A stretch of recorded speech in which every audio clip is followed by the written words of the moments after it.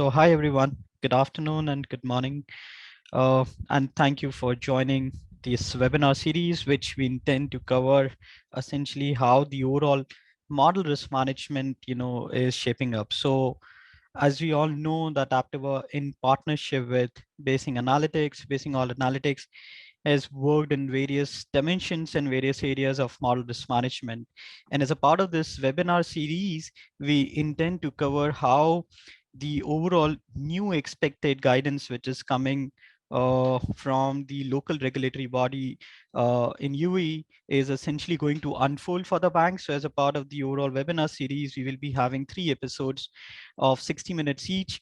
The one basically to get started with a brief understanding and the challenges that how the guidance is which has been released by or will be released by the local regulatory body, how the bank should go about it, what will be the basic requirements, etc., which we will try to cover, and which will be followed by how the banks can prepare themselves for the gap assessment and essentially what and how the automation roadmap and the landscape will look like.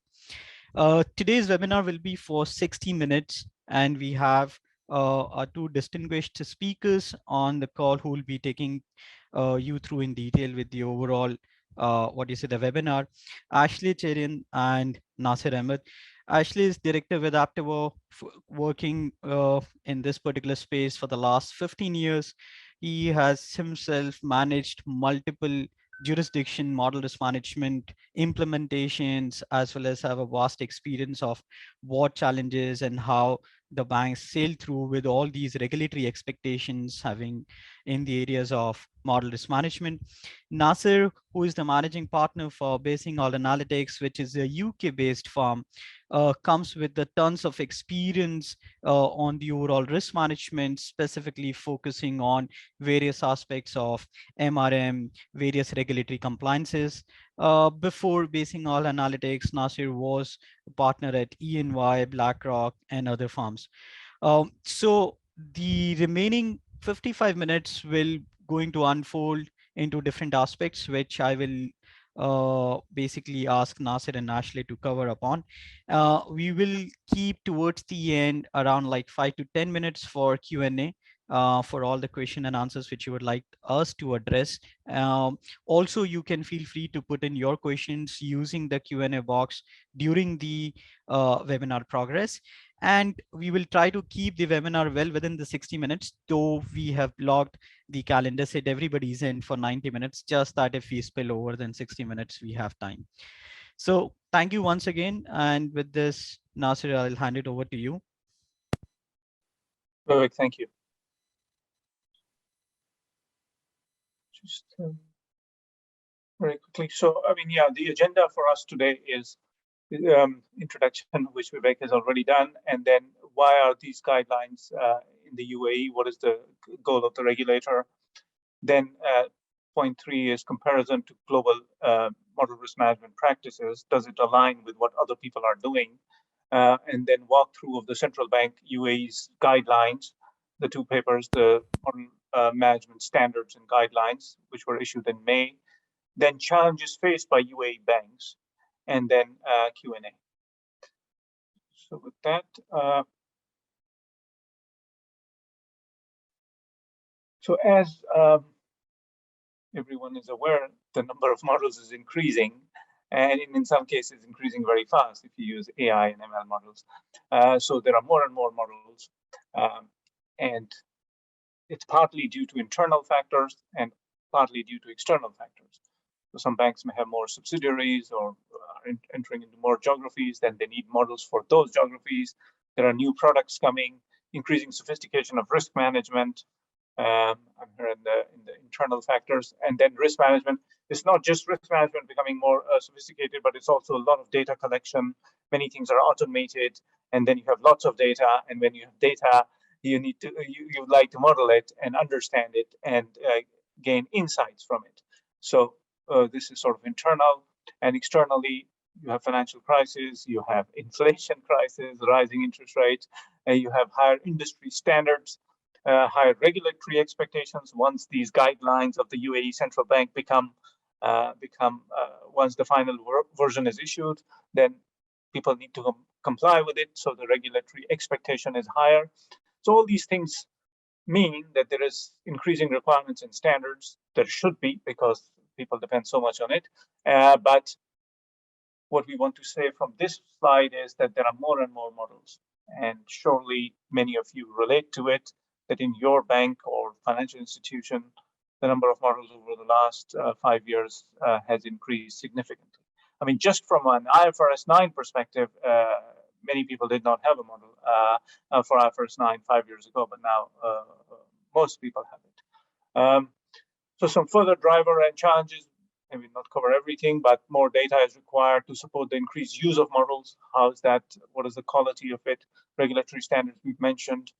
There may be higher risk-rated models. For example, LGD of IFRS 9, if you don't have enough data, to what is the quality of the model? Use case appropriateness. Is the same model exactly the same model appropriate for IFRS 9 as well as stress testing, or you need to change that a bit? There is also greater interaction between the three lines of defense, three lines being the first line of defense, the business, and then the second line, the challenge, and then internal audit. And then how is internal audit? What's their role? And then the aggregate level of model risk is unclear to boards and the regulators. So sometimes for the board, it's difficult to have the right amount of trust in the model. So these are some of the drivers for why there is regulation and why people want the regulation to be for institutions to implement it. The models, it's not just the quantity of models that is increasing, but it's a multi-dimensional aspect to it. What do we mean by that? That there are the different types of model, which is on the next slide. We will see all those different type of models, like we will cover it, credit risk and IFRS 9 and so on. And then there is the category of models. Some people like to differentiate between a model and a calculator.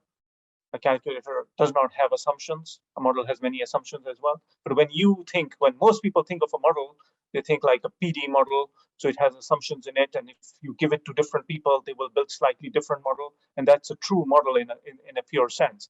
And then if you have a calculator which just calculates ECL, or like expected credit loss, which is multiplication of PD, LGD, EAD, then everyone would do the same multiplication. So it's a calculator. You still need to have some governance around it, that it does the right thing, but it's not a model. There are no assumptions in it. It's just multiplication. And it could be more complicated than multiplication, but it's just a series of calculations without any assumptions. So you have that category. You have the method used. Is it deterministic? Is it statistical, like for PD model? Is it stochastic, like for some trading book models, XVA and so on? Is it machine learning or AI, or is it traditional? For which sector is it? You can have a PD model for retail and for wholesale or corporate banking, for securitization. Each one would be different. All would be PD models, but each one would be different. So the sector plays a role. And then you have, last but certainly not least, the life cycle, which is business case, development, validation, independent validation, implementation, approval, monitor, and review. And in a way, we will go obviously in more detail, but the life cycle part is covered by the model management standards of the UAE Central Bank. We'll also cover what they've issued, but just saying at a high level so that it's good that we repeat it a few times for people who've not read the documents in detail. And then the model management guidance, the second document, covers the types of models. But both documents cover implicitly or explicitly the categories and the method and the sectors, and they apply to all models.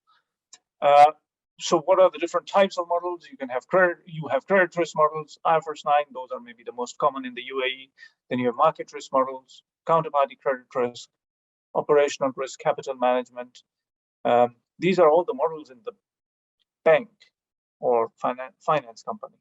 It doesn't mean that every model has to go through exactly the same governance or exactly the same, but the regulation applies overall and more specifically to certain types of models.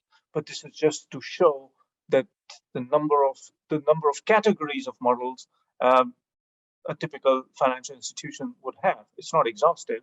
We've not put it like high frequency trading or algorithmic trading and so on. And some other categories are not also shown. But then you see there are new types of categories that come in, like people now have climate risk models, the ESG models, the environmental, social, and governance.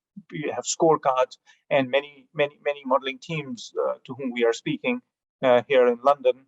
I mean, they want to know what is a good way to validate the ESG scorecards, and it's like a model risk management problem because there is not enough data. So that's just to give you an overview of the type of models that you may have. So it's an increasing portfolio, and in each one you would have. So it's not like, for example, the IFRS 9 PD. You would have the PD, and then you would have the PD for retail, and PD for mortgages, and PD for credit cards, and so on. So there are very many models.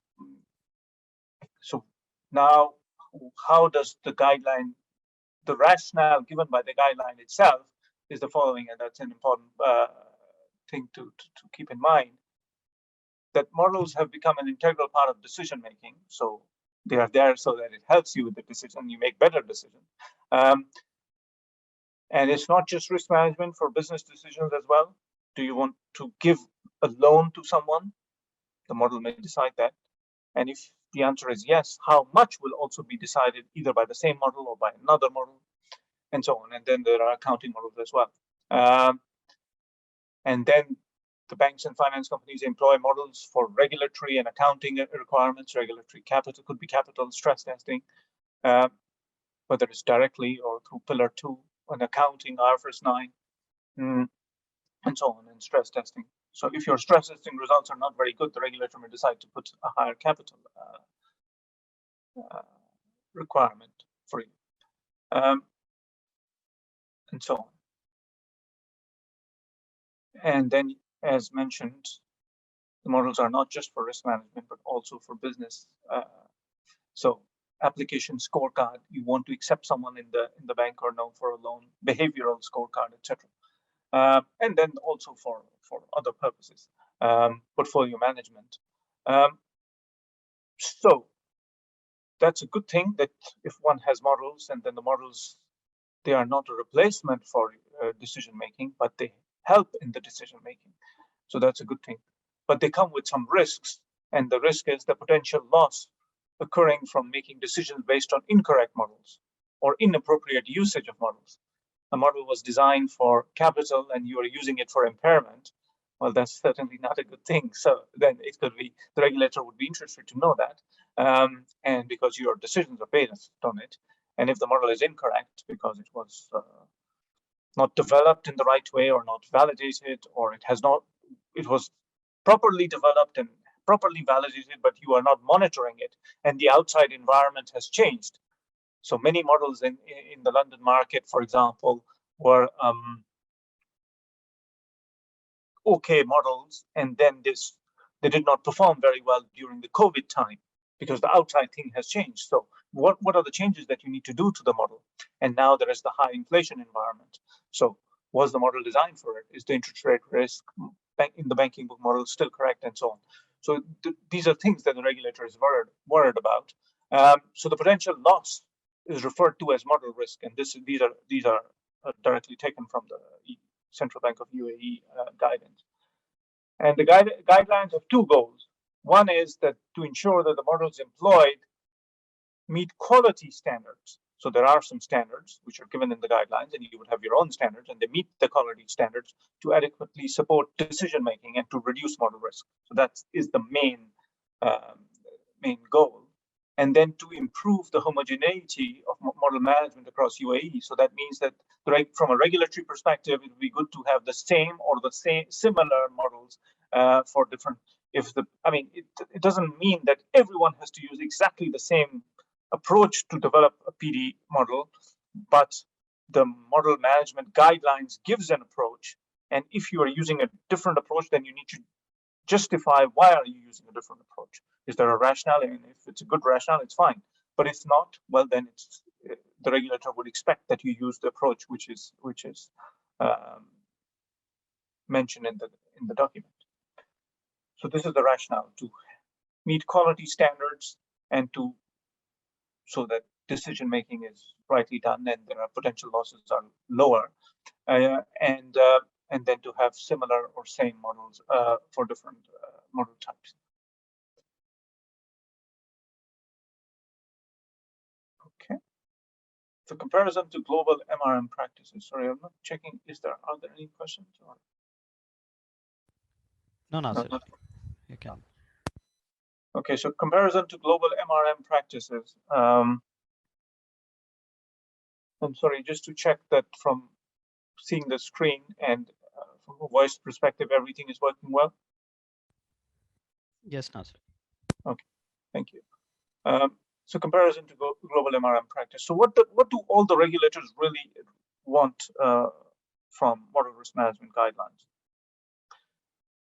And this can be covered using our joint framework.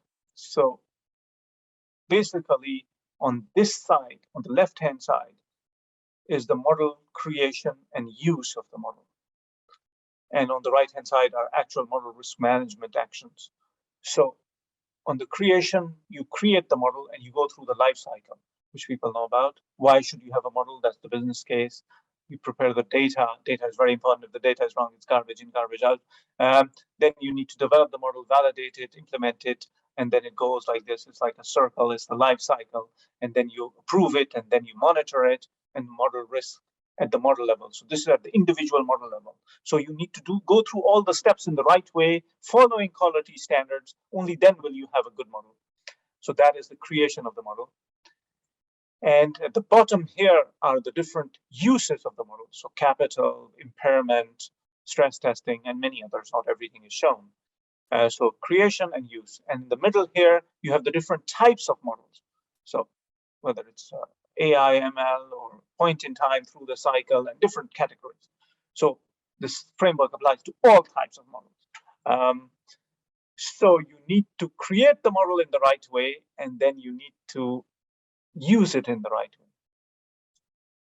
And some people like to give this analogy of an airplane fleet, a fleet of airplanes, and they say, okay, the plane was created in the right way, and you have different sizes of planes and so on, different types of models, and are you using it in the right way as well? And as everyone knows that, yeah, you need to maintain the aircraft, so you need to check all the time, so the monitoring is very important. Firstly, you need to know that it was created in the right way, and then some people checked at the beginning that everything was working, which is the validation, and then continuously you monitor it, and if it's not working, well, it could be something very easy to correct, and then you just take it to the workshop and fix it, which is recalibration of the model. And if there's something serious, then you may need to redevelop it and take it out of circulation, the aircraft, and so on. And then you need to see whether the usage is right. You are not using a small airplane for a long haul flight, etc.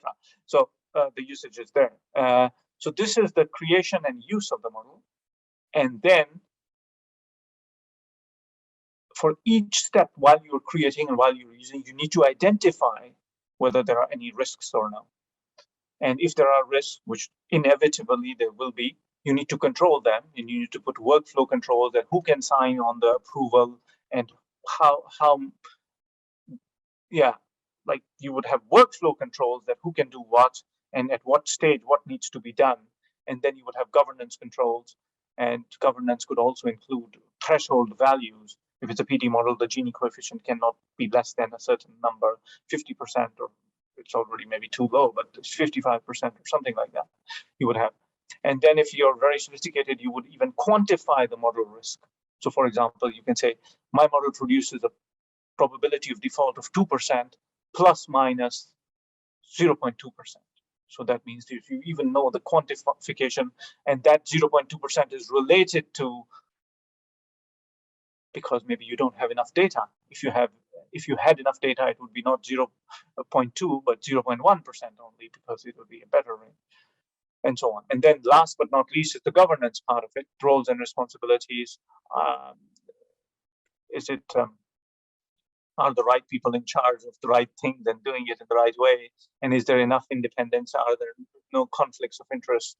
Approvals are recorded and done in the right way. The reporting is there. the model risk appetite is set at the top and then cascaded down.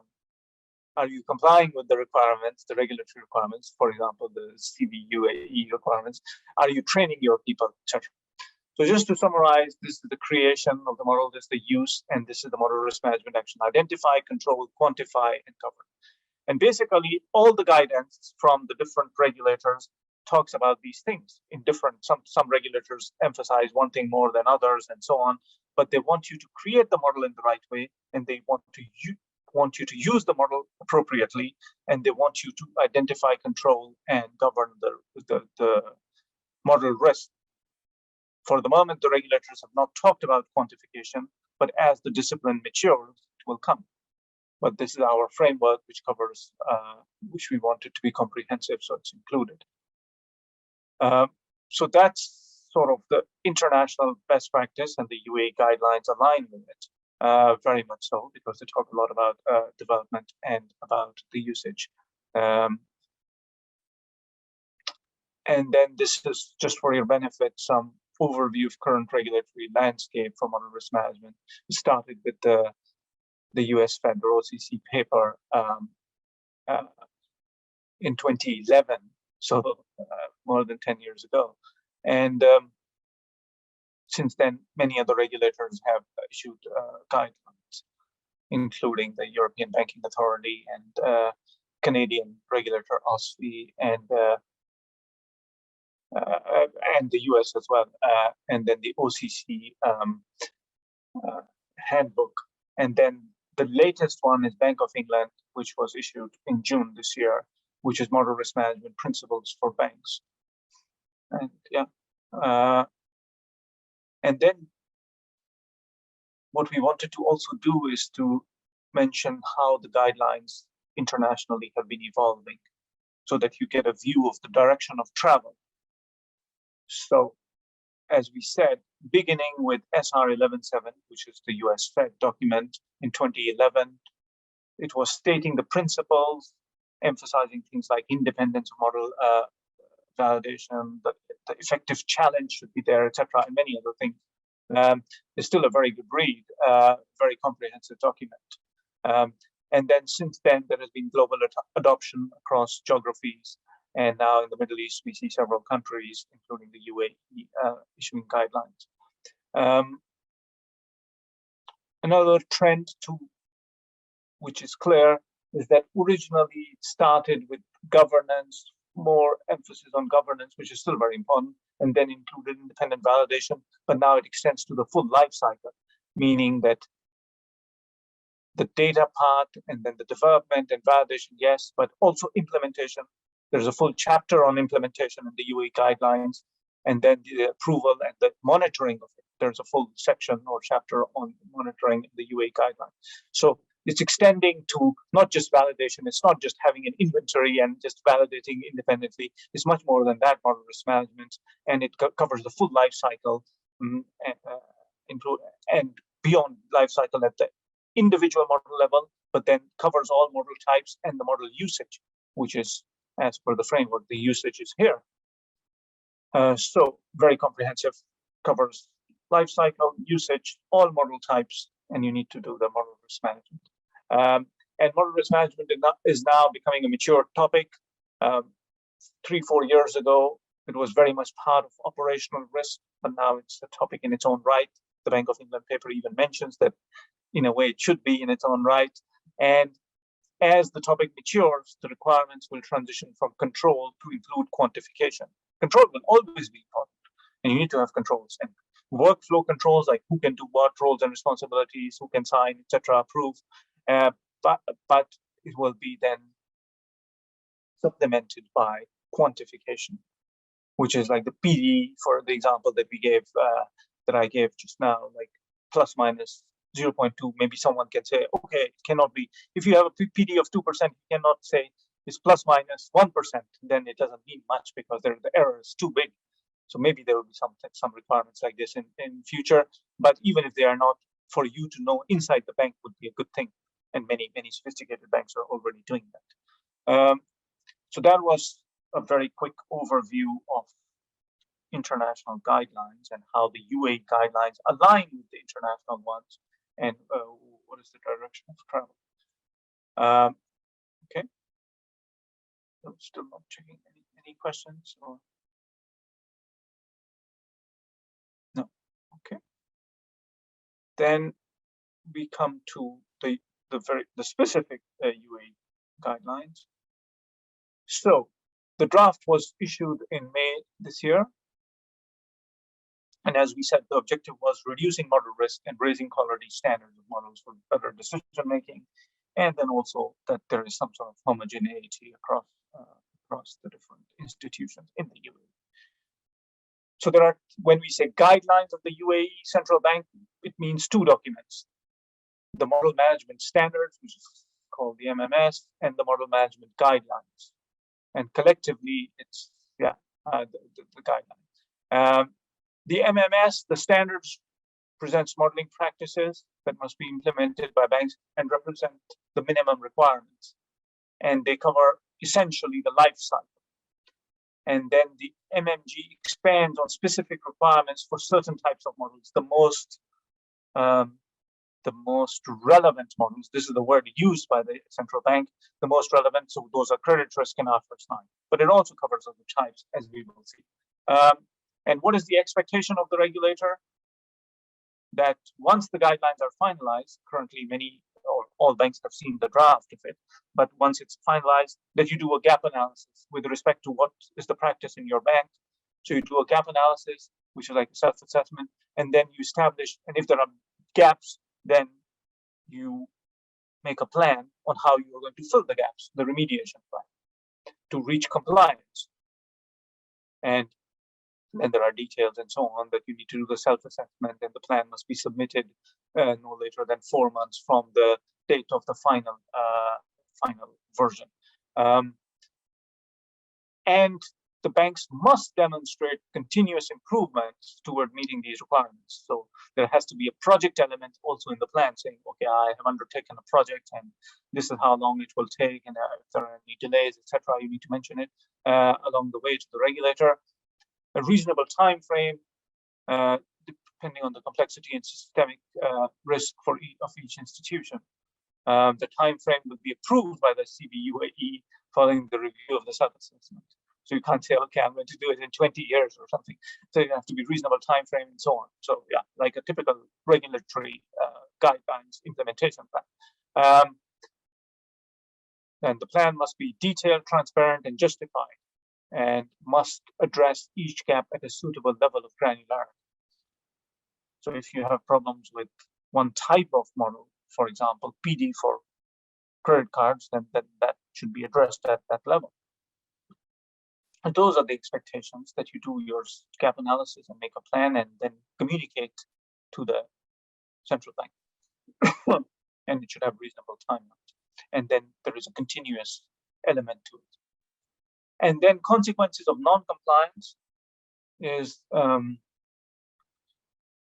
regardless of the size, if you're unable to comply, then you implement the remedial process. So, for example, the guidelines say this may involve reducing the number or complexity of model. You say this is a complex model, but because I do not comply with the guidelines, I'm not going to use it for some time, and I'm going to use a simpler model. It's just an example. In order to improve the quality of the remaining model. Subsequently, you could start using it once you've complied. Full compliance is expected from institutions for the general principles described in Part 1 and 2 of the MMS.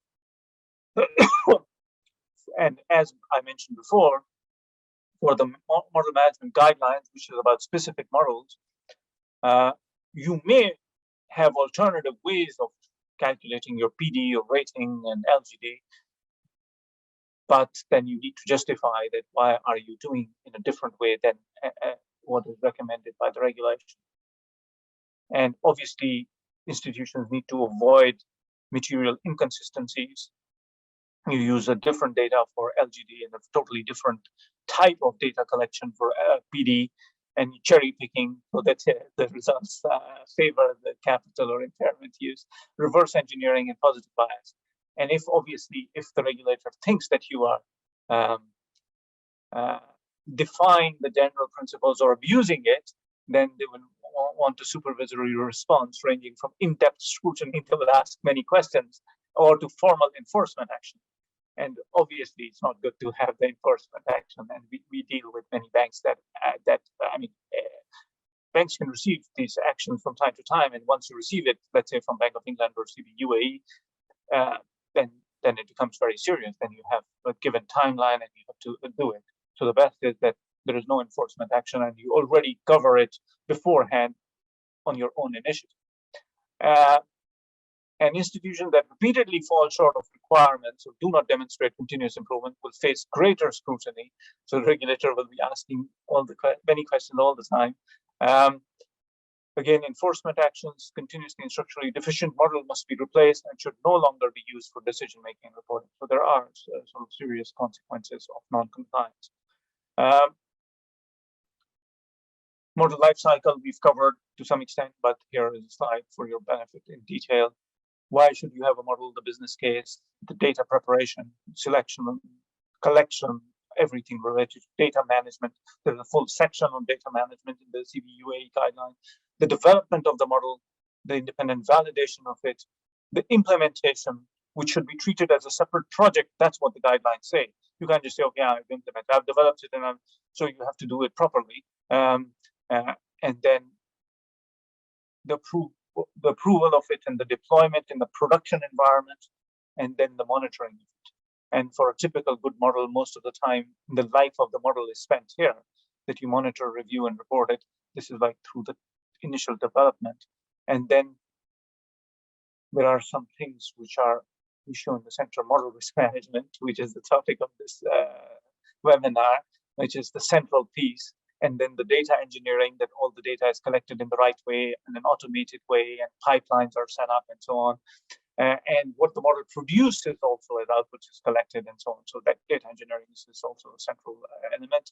And then model operations, which some people call model ops, that it is properly done and the automation is there. And then the software architecture, that you use the right thing in the right way. For example, cloud enabled. It doesn't have to be, but if you're using it, and so on. So this is the model lifecycle, a quick overview, and the model management standards of the CBUAE focus on this lifecycle. And then, this is a summary of that, the first document. So one is that the requirements are split into two main groups: the mandatory, or the must, and the should, considered strongly recommended.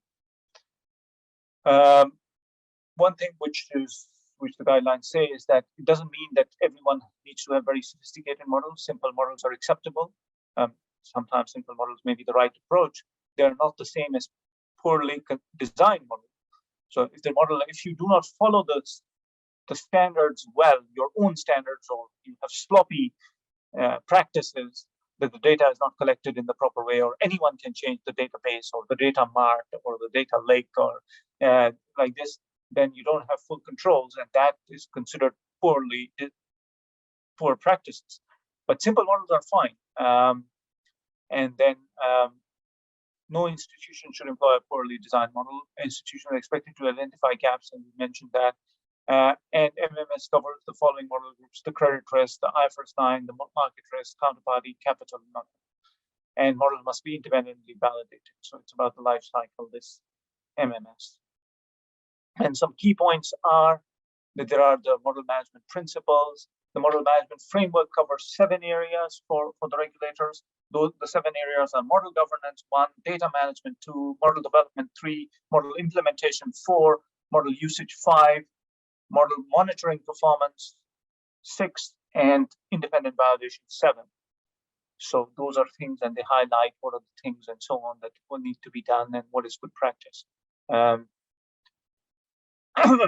So the model management standards, the first document, very much focuses on the life cycle, and that and gives guidance on how each step needs to be undertaken. And then we have the model management guidelines, which is the second document, which covers certain specific models. It doesn't mean that it covers these 6 types of models, which are here: rating models, PD models, LGD models, probability of default, loss given default, macroeconomic models, interest rate risk in the banking book models, net present value models. And the document clearly says that it doesn't mean that the whole guidelines applies only to these models. It applies to all models, but these are highlighted because they are the most relevant. And for most people, obviously, because of IFRS 9, the first 4 categories are the most relevant, but everyone is impacted. I mean, net interest income and all those models. I mean, it's through interest rate risk in the banking book. And then you need to discount everything, so NPV models. So they've highlighted this, but it's certainly not intended to be exhaustive. Other models are also in scope, but for these specific models, which are the most relevant, the regulator gives specific guidelines. And if your implementation is different from those guidelines, then you need to give a rationale for it. We are not going to cover everything in absolute detail, but just for your benefit, mention a few things. I mean, the default definitions, for example, in rating models should be consistent across model types. You can't use a 90-day default for a mortgage model and 120-day for credit cards, or the other way around, and so on. And PD rate should be assessed over the long-term horizon, because IFRS 9 requires, it's not just for IFRS 9, but as an example, it's lifetime PD. So the rating model, if the rating model was an application scorecard and you're using it in the wrong way, well, then there's a problem with the long-term horizon. Then you have the PD models. It covers the conversion of rating to PD mapping and point-in-time PD term structure. Institutions need to cover a period of PD history that covers at least one recent economic cycle. If it's too short, you're using just 3 years, the regulator may not allow that. PD approaches need to be independently validated. And then for the loss, you need to estimate the recovery is important here. Both, you need to have the point-in-time loss given default, which is like a snapshot at one point, or the through the cycle, which is over the economic cycle. How does the LGD develop? So long-term average, downturn, etc. Those requirements are there for LGD, and this is aligned to international practice. Other regulators have similar requirements. And macroeconomic models, the IFRS 9 regulation, but not just that, requires you to forecast economic scenarios and then evaluate your provisions under those scenarios or weighted average. And then how are you going to build those models and apply those models? So this, for example, the central bank expects institutions to use time series regression to build macroeconomic models.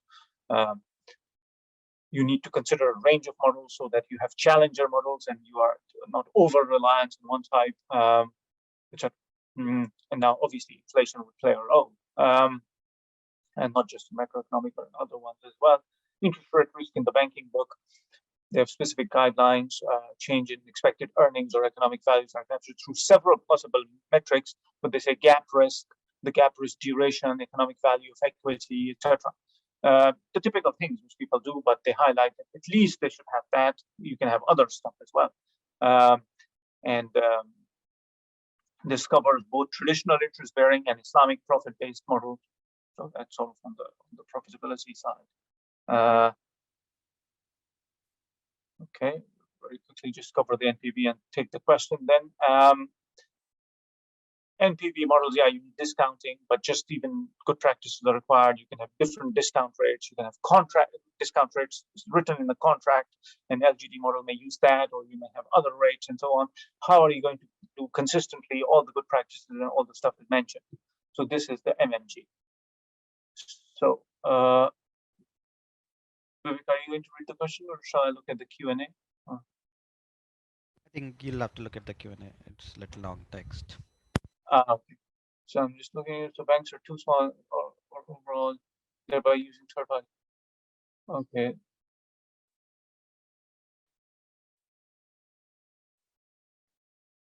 Okay. So everyone can also see. So the question is that I'm going to read. Can you see the question on my screen or no? Because I'm sharing only one part. Yeah, you can go ahead, Nasir. Everybody will be able to see. Okay. No, but I'll just read it out. Banks are too small in the UAE or overall GCC, and thereby using third-party models, such as Moody's or other MSCI. And therefore, the development aspect is missing because those third parties have developed them. Therefore, how validation can be performed?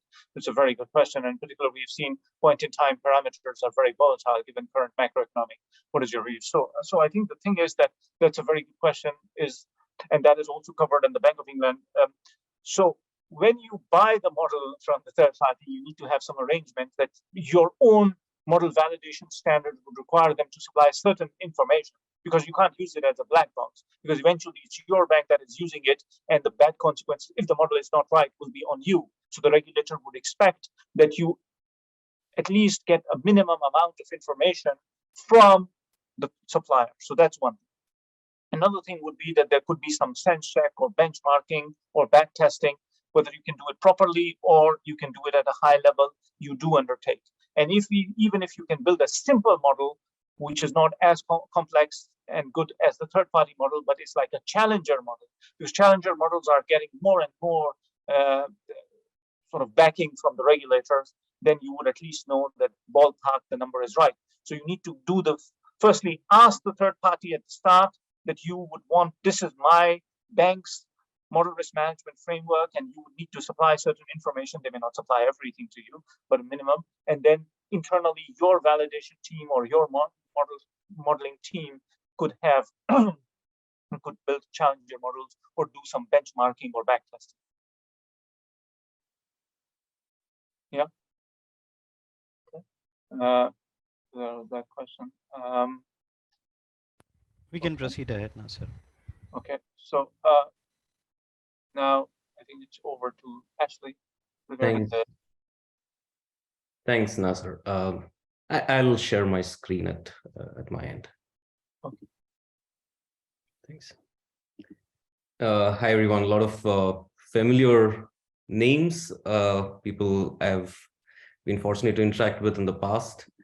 So what I'll try and do in the next 10-15 minutes is try and talk about conversations that I've had with other bankers who are right now in the hot seat, trying to sort of figure out their way, figure out how to comply with the guidance that's been issued, or it's still in draft stage, but likely to be very soon formalized by CBUAE.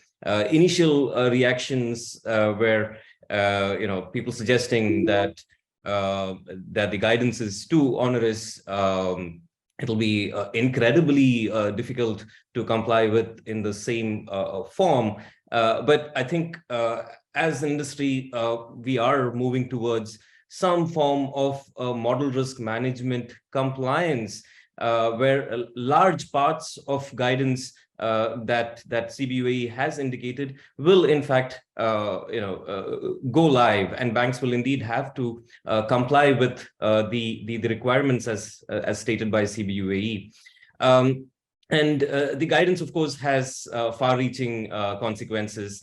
The consequences for every step in the model lifecycle, starting with model development, validation, and tremendous focus. And I feel it's high time there is such focus on model implementation and the role of model implementers. So I want to talk about some of the conversations that I've had. Challenges I feel banks currently face in the model development environment, model lifecycle environment currently, as well as challenges in complying with the regulations as stated by the CBUAE. So key themes in terms of the models framework. The next set of slides will be sort of IFRS 9 heavy, and I think it will resonate with the bulk of the audience here. I know that most of you are dealing with IFRS 9 models day in and day out. Challenges that model developers and validators face start with inability to develop models that meet all criteria, meet the criteria as stated by a statistician, meet criteria that are stated by management. There are criteria around expectations about the point in time PD estimates, and hence the ECL levels of ECL as such. So there's a lot of push and pull when it comes to developing the macroeconomic models and the level of empirical rigor that has to go in to these macroeconomic models. And the CBUAE has a fair bit to say about how these macroeconomic models need to be developed. And it's also interesting because I've seen how these models and the development process has changed over time. Like I still remember pre-IFRS 9 when the CBUAE stress testing regime came about. That was the first time banks in the UAE were trying to sort of comply with regulations which seemed onerous at that point also, that there was this seemingly massive stress testing requirements that CBUAE had put out at that time. And at that time, simplistic models were developed. People built linear regression models or scaling related models, and with very little empirical robustness. But those were the models that were used for stress testing at that point in time. And then IFRS 9 came about, and that I think changed the conversation a little bit. There was more empirical rigor brought about because there's now focus from the auditors. There is, the conservatism. Our models are conservative, hence it's okay to use. Was not an argument that would fly with the auditors. They wanted to see models that captured the real risk that these portfolios were carrying. So a fair bit of empirical rigor was brought about by IFRS 9 coming into picture, I felt.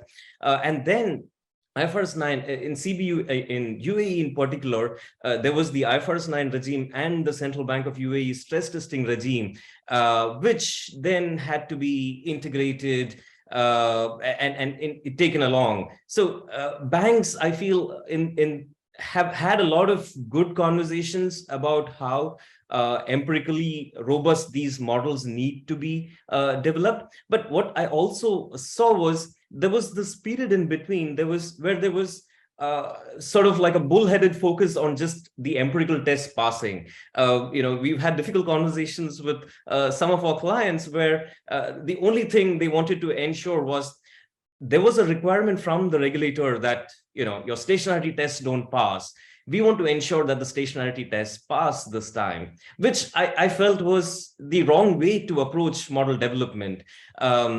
So people, and as model developers, you're fully aware that if you try and solve for stationarity in isolation, I mean you'd use up ending up building models that are first differencing models and first differencing models have other set of problems. They are difficult to implement, they're difficult to interpret, and they can be incredibly volatile in general. And there's also a lot of information value being lost in all of those transformations.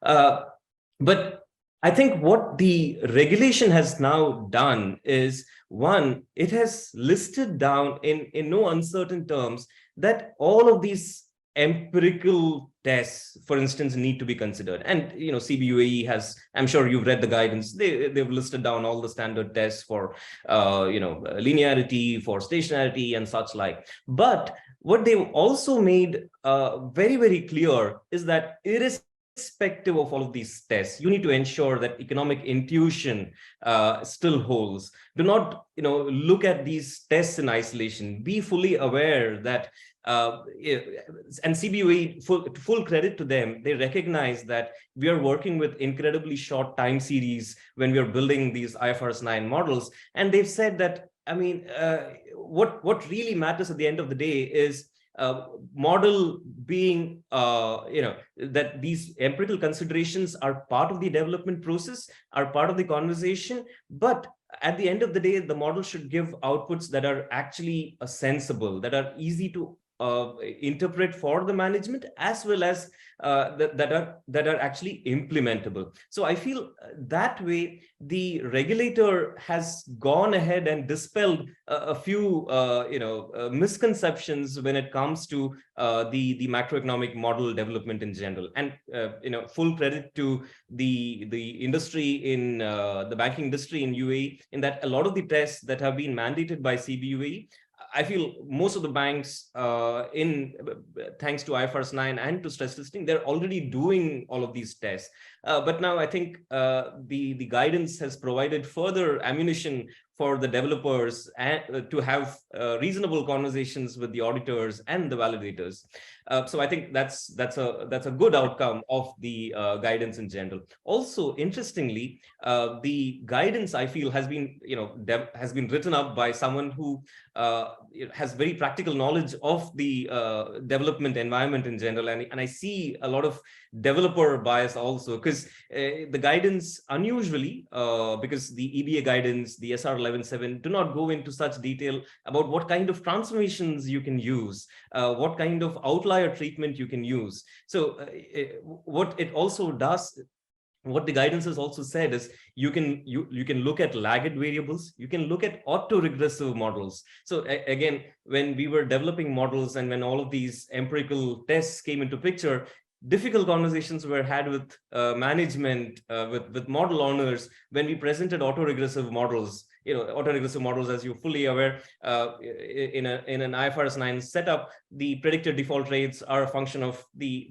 lagged values of the default rates in general. So we go in with models like this, and they used to be immediately shot down, saying, this is not, doesn't sound right. So again, further ammunition for the model development team in that, look, the CBUE has sort of signed off on the validity of these functional forms of these models. So, which again I think is good news. Also, what CBUE has said is transformations while you're developing these models, absolutely allowed. You're allowed to do outlier treatment. Again, these tend to be difficult conversations with auditors also, for various reasons. Auditors also sometimes tend to look at this modeling, auditors and validators in general, including consultants like ourselves, sometimes look at these exercise in a kind of a compliance or a checkbox mentality, in which case they say, oh, this was your default rate series, why are you making these modifications? So again, CBUA has said, with reasonable assumptions, with full transparency, and as long as there is no cherry picking happening, all of such methods are actually acceptable. So this I think goes a long way in helping banks resolve some of the issues around macroeconomic models. But that being said, for those banks that have not fully institutionalized this process, a lot of the banks in the UAE do not have a formally signed off technical standards document. What are steps, for instance, that you need to look at while you develop an IFRS 9 model, for instance? That has not been articulated formally. It's not been signed off by the board or the designated committees. So I think the guidance insists that that process happen as part of compliance with the guidance. The other thing which I think is not spoken about enough, but has far-reaching consequences, is model inventory. So sometimes banks tend to think of model inventory as a static set of list of models that they need to sort of track. But the guidance goes to great extent to say that, look, the model inventory is far more than just that. The model inventory is a list of all past and present models and models in flight, that is models that are currently being developed.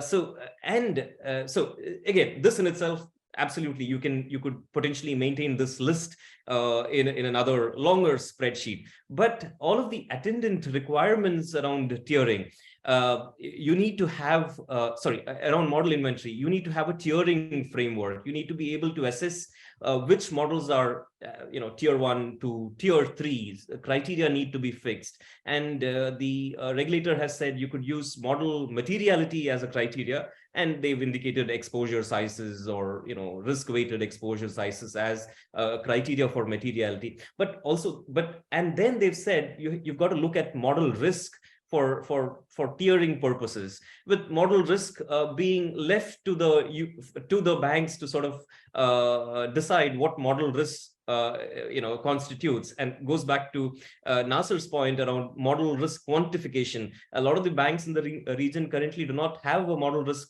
quantification framework at this point in time. So this is somewhere I think banks need to spend a bit of time. Certain banks are, till the time they will have a robust model risk quantification framework in place, they are looking at things like sensitivity analysis as sort of a stopgap arrangement to see, again, an IFRS 9 example, extent of change in cure rates that are being used. What is the impact on the ECL number in general? So such sensitivity analysis could potentially be used and have to be brought in for tiering purposes. What the guidance also goes to a great extent is focus on documentation, but under the aegis of documentation, I think fairly large requirements are being placed on the model risk and the model development and the validation team in general. Because what they're referring to documentation here is not just a model development document that gets produced at the end of the development process. All artifacts that are related to the model, including conversations that have been had, internal and external, with the model oversight committee, minutes of meeting, including the original data sets that were used for model development. Model replicability is a key focus area, again, as part of the validation process. So all of these need to be brought in as part of your model inventory, sort of encompasses all of this. This again, I feel, and at the end of the day, model related documentation, let's assume you have a workflow system that can take care of this. The models have all been listed down. What is then also more important is, the model initiation dates, I'd imagine they're different, right? They don't all converge conveniently to particular quarters or particular end of periods. So all of these would have different validation and monitoring and the consequent remediation cycles.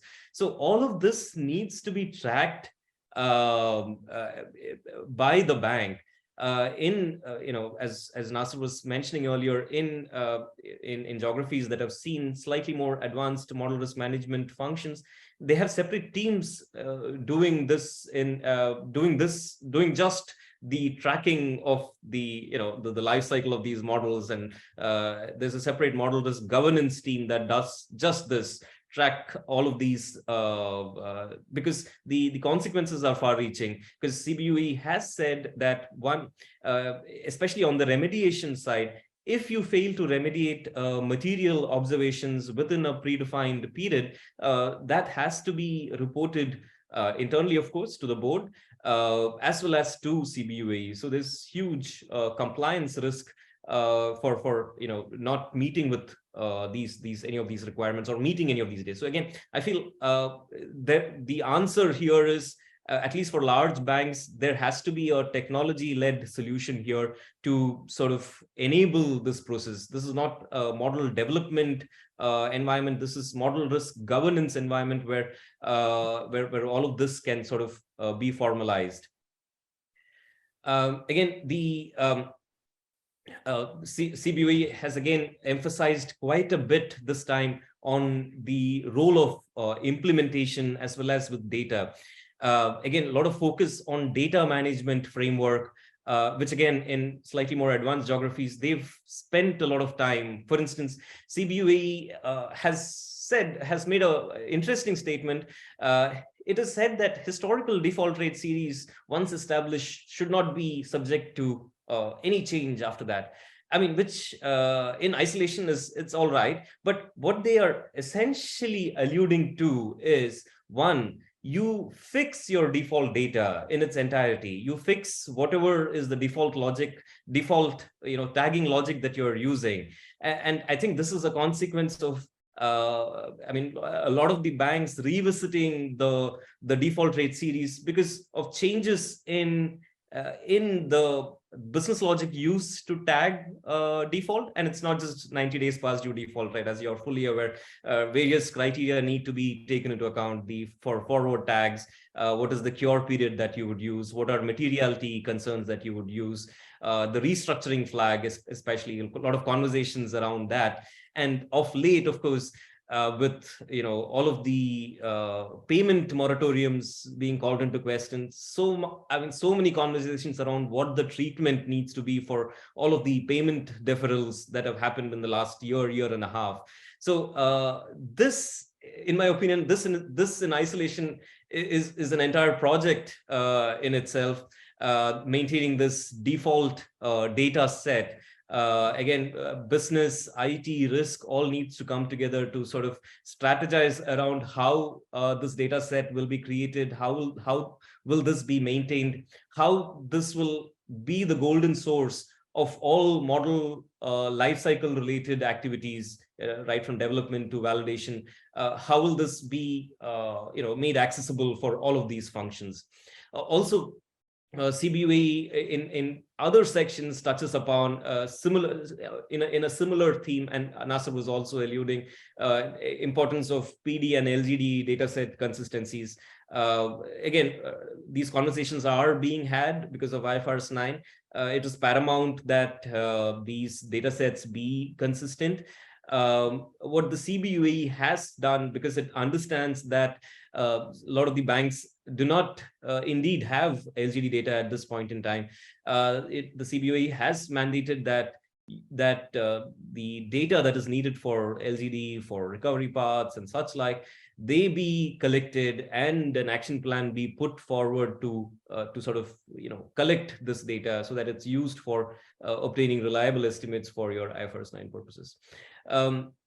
Interestingly, on model implementation, and I know Nasser again touched upon this, a conversation that isn't had in the industry, I feel.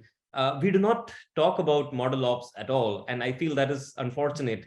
In most banks, the model developer is model ops, is doubling up as model ops, and this is not how it should be at all. What is happening, especially in IFRS 9, is because of short time frames in which models are recalibrated, the audit breathing down your neck, and other concerns. What happens is it is so much easier for the organization to say, hey, the developer sort of provides the outputs of the model, which are then sort of implemented. So in a lot of banks, these models, when they say they've gone live, they've been productionized, I mean, from a tech IT standpoint, they've actually not gone live. It's all in a spreadsheet environment.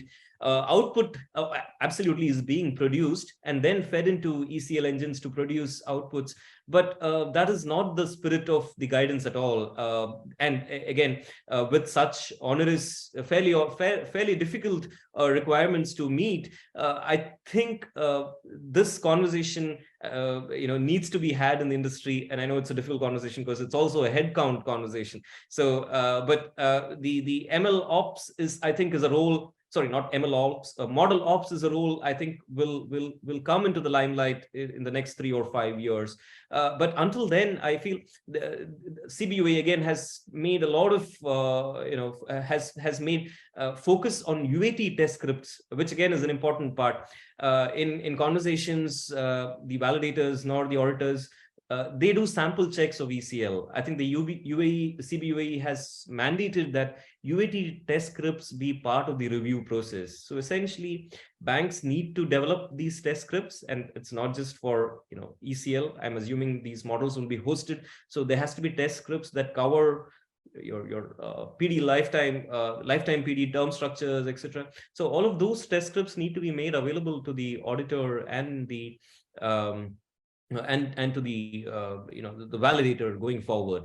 Also, CBUAE has emphasized on some software development lifecycle principles, need for business requirements document and a systems requirement document for before the model actually goes live. And again, CBUAE has mentioned pre-implementation validation again as the requirement in no uncertain terms. But this is something that most banks in UAE are doing currently before these models go live. Most banks do undertake a validation exercise. CBUAE has said that validation should happen, and it has said that the validation has to be independent in other parts of the guidance. So I'm assuming concomitantly with the development lifecycle, an independent validation cycle also needs to happen for most development activities. So again, this I think is a little bit of a change from the process currently at banks. And again, a lot of let me just check how we are on time. I'll try and wrap this up in the next couple of minutes.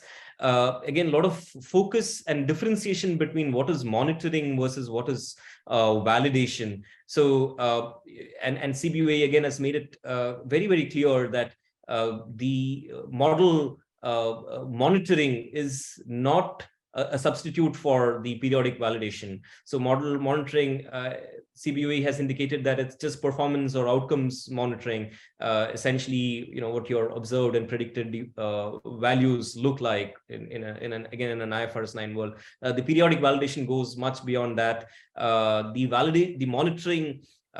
monitoring reports need to necessarily feed into the validation exercise, but the validation needs to be done independently. Monitoring need not be done independently, but periodic monitoring has to be part of the model oversight committee conversation. So again, this has sort of been clarified by CBUAE as to expectations around validation, monitoring, and the frequency and the minimum frequency of these for material and other non-material models.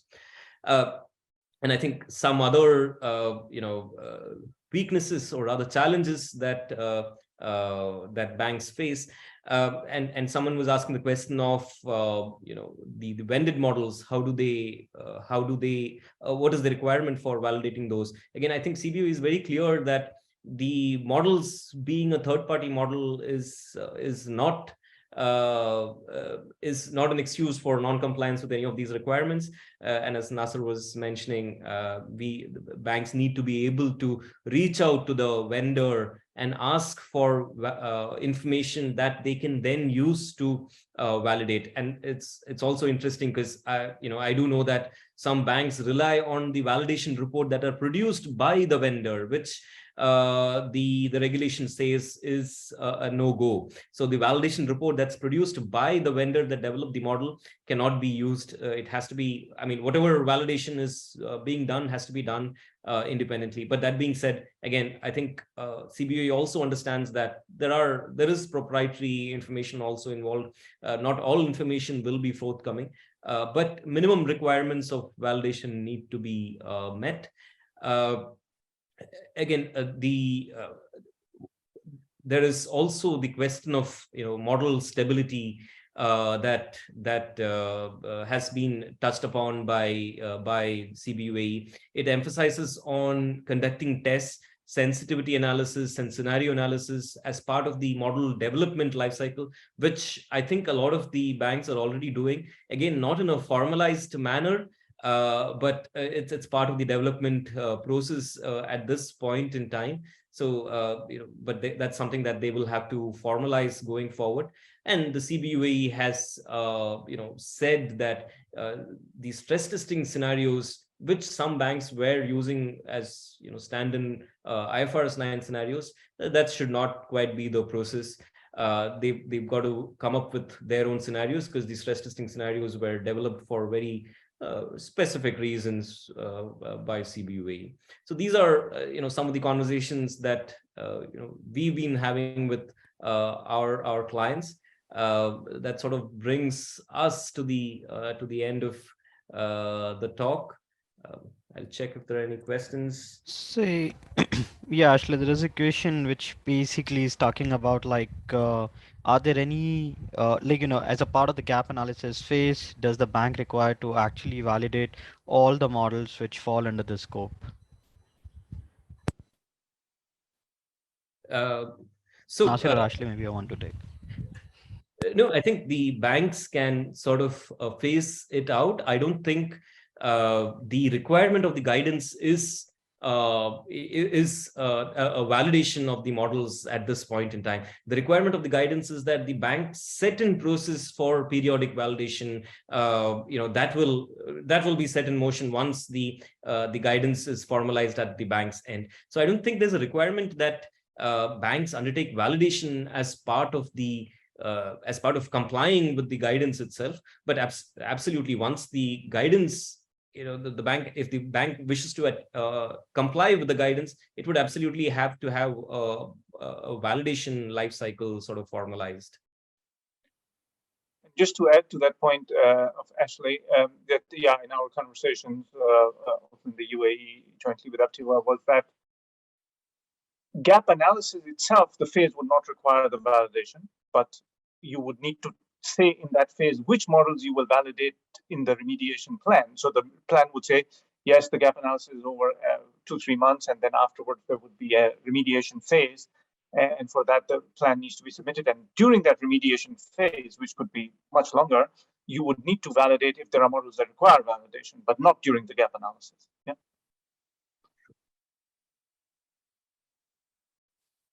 Any other questions? Yeah, just a second. Oh, there is another question that validation should be based on materiality. It's more of a statement, yeah? Yeah.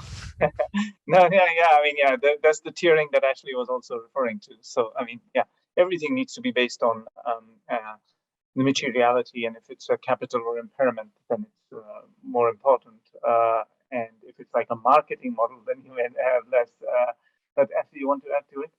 Yeah. So I was going to say that in like the EBA, for instance, insists that as part of model documentation, you document also the monitoring plan. So the developer is sort of required to put forth a monitoring plan for the model that he's developing. And again, that should be informed by the tiering of the model, the materiality of the model, whatever is the requirement that the model risk management guidance of the particular institution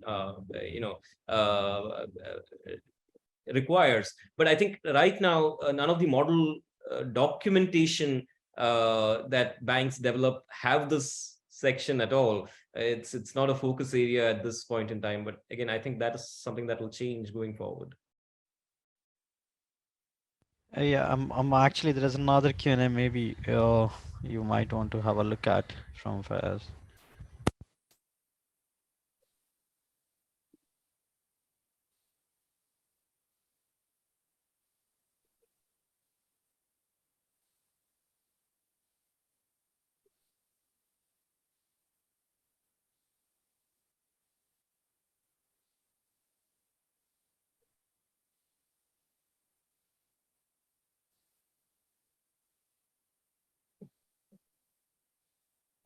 Ashley, you want to respond? Or? Well, I think so. Yeah, the models that typically are getting built, these are especially in an IFRS 9 conversation, these are typically time series models, or or models of the nature of an OLS model.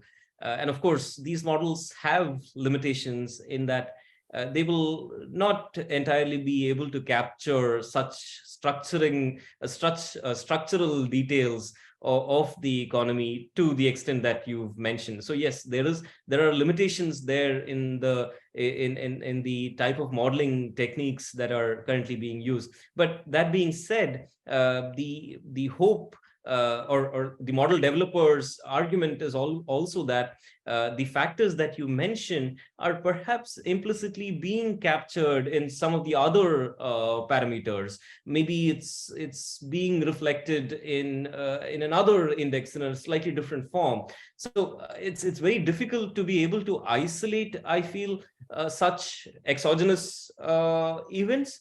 But the idea is to use modeling constructs and economic theory that will lead to functional forms that are interpretable, that are implementable. So it's sort of a balance between all these. The CBUAE does mention that it's important to capture such structural variations that that happen, and it speaks about regime shift and the need to capture regime shift related changes. But incredibly difficult to model, isn't it? It's almost impossible to come up with a nice functional form that will capture all of these information. No, you're right, absolutely. And then, I mean, just to add is that model by definition is sort of forward-looking. It's about the future that you make the right decision. So if inflation is going to be high in the coming years, somehow you need to reflect. Your model should say that. And if it's totally ignoring it, then it's not the right model. Yeah. Okay. Any further questions? Maybe we'll give another minute for other attendees to put it while we receive any further questions. We continuously see the complete active participation for all the what is it, the stakeholders, and yes, we have another question. Okay, that's a statement. Thanks, Fayaz. So thank you everyone for attending this, and we hope we are able to kind of bring out the value which you were looking out from this particular session. We will be sharing across the details which you presented to all the attendees. Also, there will be 2 additional episodes coming out on, in the subsequent week as a part of this entire series, where we will be capturing now the second aspects, that how the banks can go about with the gap assessment and what they can do as a part of the how they can manage the automation aspects, which what Ashley was trying to capture as a part of one of the challenges. So, and if you believe you have any other queries in the interim, please feel free to put across all the questions through an email. You can reach out to any one of us. Thank you all. Thanks, Ashley. Thanks, Nasir, for managing this. Thank you. Thanks, everyone. Thank you. Thank you.